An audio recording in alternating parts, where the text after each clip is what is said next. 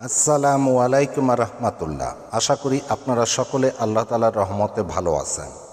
আমি আজ আলোচনা করব সৃষ্টির ক্ষতি থেকে আত্মরক্ষায় যে দোয়া পড়বেন। তো আসুন আমরা জেনে নিই। মহান আল্লাহ সব কিছুর সৃষ্টিকর্তা। তিনি দুনিয়াতে এমন অনেক প্রাণী সৃষ্টি করেছেন যা দেখতে মানুষের জন্য মারাত্মক ক্ষতিকর, আবার এসবের অনেক উপকারিতাও রয়েছে।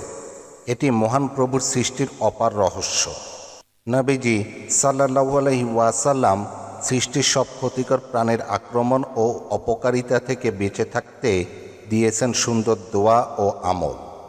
যে আমল ও দোয়ায় দুনিয়ার যাবতীয় ক্ষতি থেকে মুক্ত থাকবে মানুষ।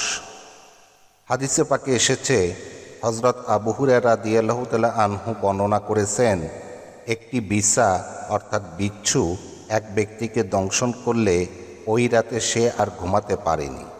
নবীজি সাল্লাল্লাহু আলাইহি ওয়াসাল্লামকে বলা হলো, অমুক ব্যক্তিকে বিছায় অর্থাৎ বিচ্ছু দংশন করায় সে গত রাতে ঘুমাতে পারেনি।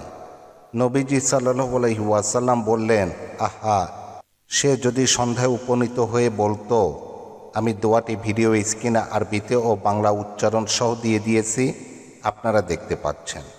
এই দোয়াটির অর্থ হলো, আমি আল্লাহর পরিপূর্ণ কালামের উসিলায় তার সৃষ্টির অনিষ্ট থেকে আশ্রয় চাই।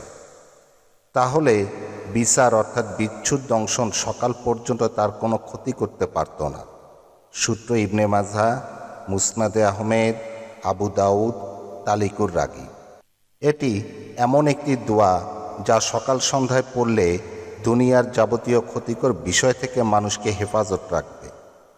নবীজি সাল্লাল্লাহু আলাইহি ওয়াসাল্লাম থেকে প্রমাণিত কার্যকরী দোয়া এটি।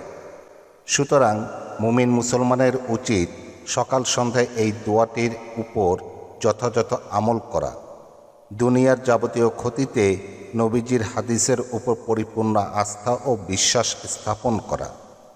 আল্লাহ তাআলা মুসলিম উম্মাহকে হাদিসের উপর যথাযথ আমল করার তৌফিক দান করুন। আমিন।